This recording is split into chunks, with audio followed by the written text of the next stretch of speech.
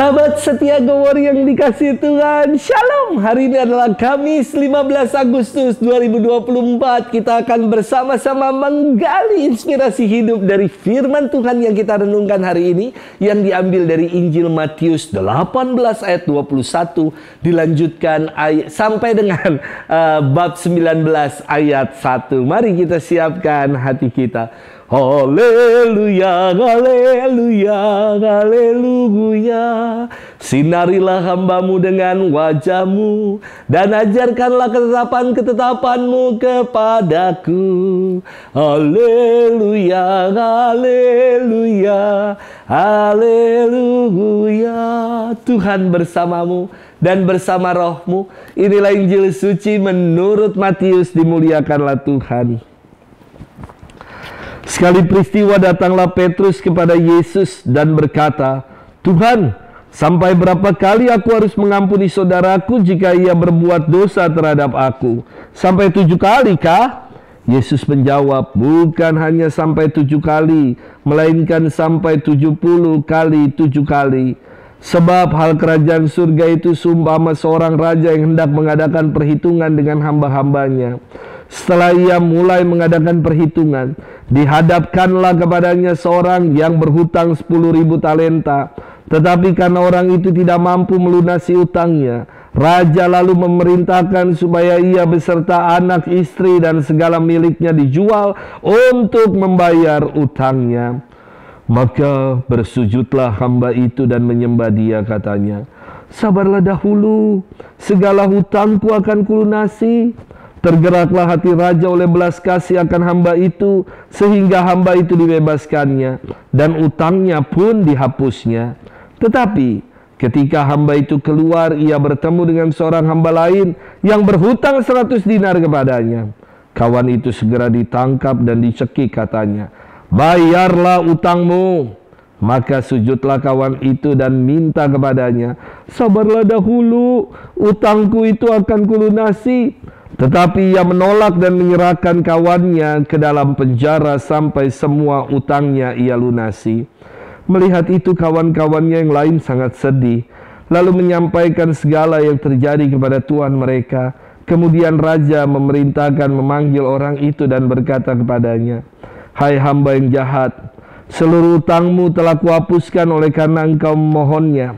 Bukankah engkau pun harus mengasihi kawanmu seperti aku telah mengasihi engkau?'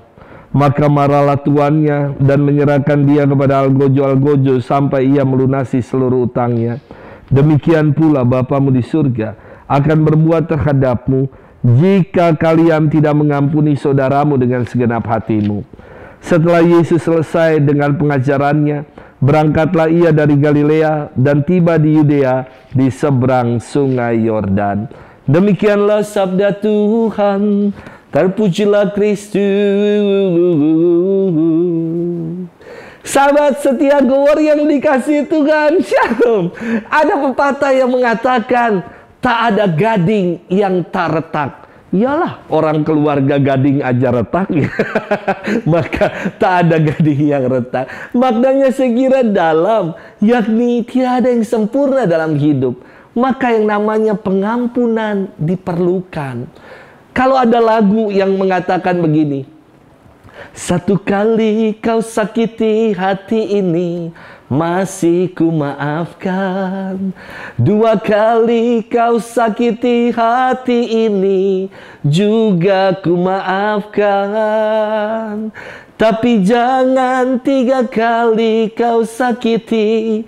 Jangan, oh jangan. Cukup sudah kau sakiti hati ini. Kau hancurkan aku." Elah. Lantas bagaimana dengan makna pengampunan bagi orang Katolik? Harus berapa kalikah kita mengampuni orang yang telah menjahati kita? Kita harus mengampuni orang yang bersalah kepada kita. Sahabat setia Gowor yang dikasihi Tuhan, firman ini berkisah tentang pengampunan yang tanpa batas.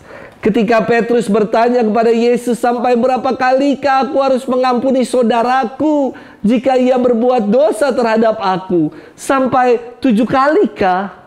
Yesus menjawab, bukan sampai 7 kali, melainkan sampai 70 kali 7 kali.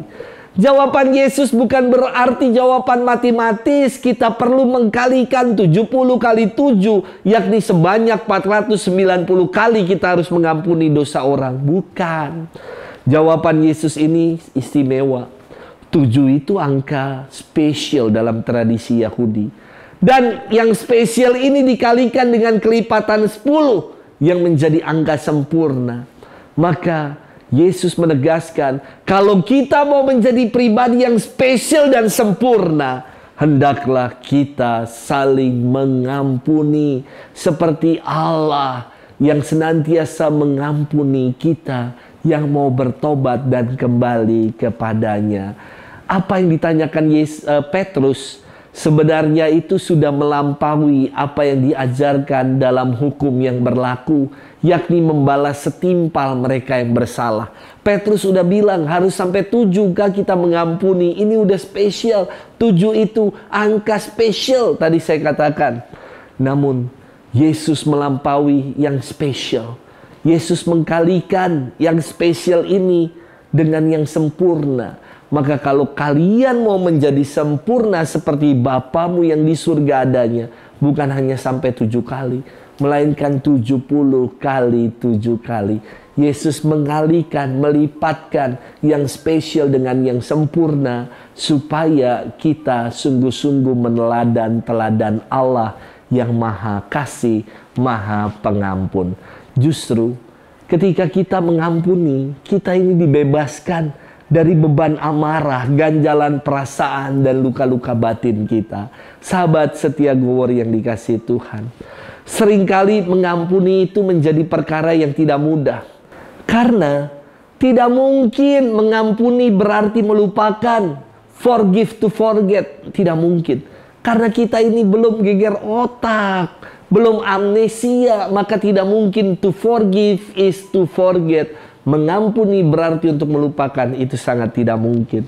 Namun buat saya mengampuni adalah untuk berdamai, agar kita dibebaskan dari beban dendam, dari perasaan-perasaan ganjalan-ganjalan yang nyangkut di dalam hidup kita.